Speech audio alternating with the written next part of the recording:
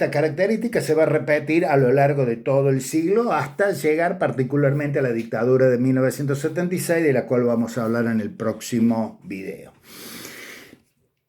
Lo importante de esta etapa es que al instaurarse un nuevo régimen militar, lo primero que va a hacer, particularmente cuando ya ha avanzado bastante el régimen, es empezar a solicitar que todas las radios que en ese momento estaban concentradas en Capital Federal, había muy pocas excepciones fuera de la Capital Federal, todas las radios enviaran al ministerio, secretaría, a la dependencia encargada de información pública, los guiones de lo que se iba a leer al día siguiente. Un acto claro de censura previa. No por nada es una etapa en la cual la radiodifusión adquiere características muy formales en las cuales el guión está presente de manera está presente siempre, de manera permanente. ¿Por qué? Porque se lo exigían. No había otra alternativa.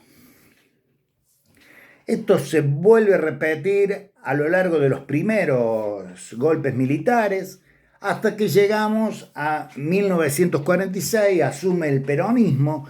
Ustedes saben que Juan Domingo Perón llega al poder diciendo que había logrado superar a los diarios, particularmente la voz de los diarios y la voz de las radios que estaban en ese instante, con tiza y carbón.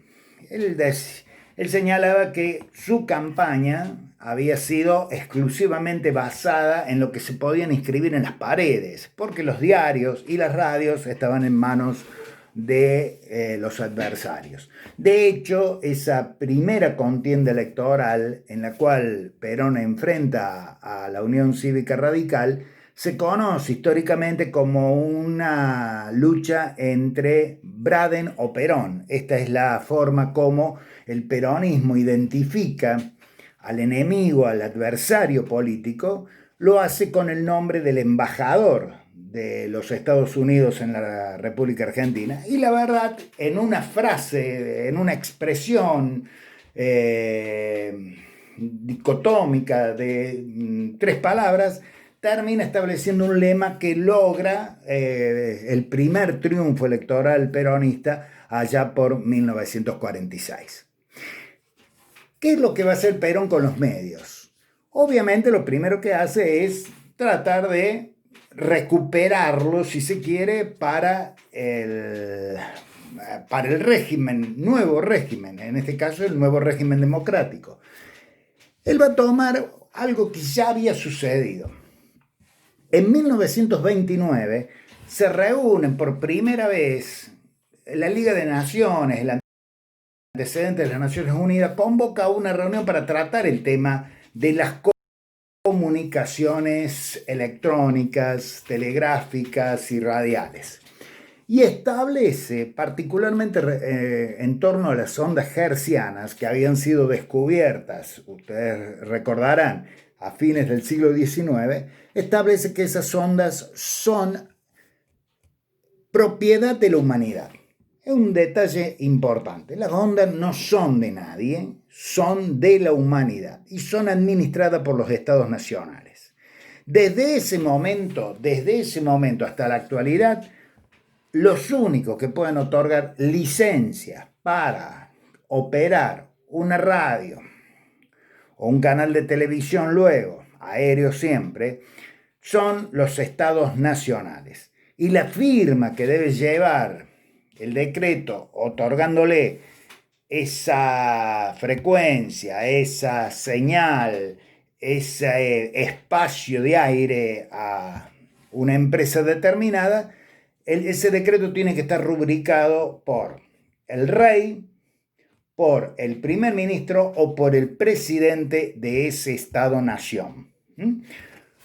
Esto implica un gran acuerdo internacional que establece, por ejemplo, quiénes son los que van a manejar determinada banda de frecuencias, cuáles son los países que van a manejar otro tipo de banda, en fin, se reparte, digamos, el dial, estamos hablando particularmente de la radio, por lo tanto, queda establecido claramente que nuestras emisoras van a estar rondando el 1000 en AM y van a estar rondando el 100 en frecuencia modulada. La frecuencia modulada en realidad pocos hablaban. También se reparte la onda corta, en fin, queda establecido entre los países, entre esos reyes, presidentes o primeros ministros, cómo se reparte el dial.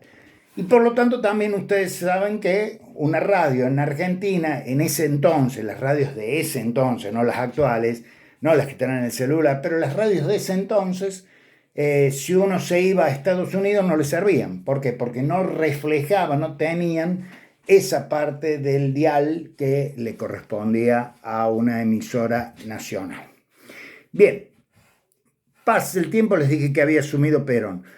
Perón primero ya se encuentra con el fenómeno de la televisión, se lanza a Canal 7, empiezan las primeras transmisiones televisivas. Lo importante que hace Perón es establecer un mecanismo a través del cual se generan tres grandes redes de radiodifusión, con sede en Capital Federal, pero con llegada a todo el país. De más está decir que las tres redes, de una u otra manera, con matices, con mayores o menores aciertos y errores y compromisos y relaciones, lo cierto es que todas tienen cierta afinidad con el gobierno peronista.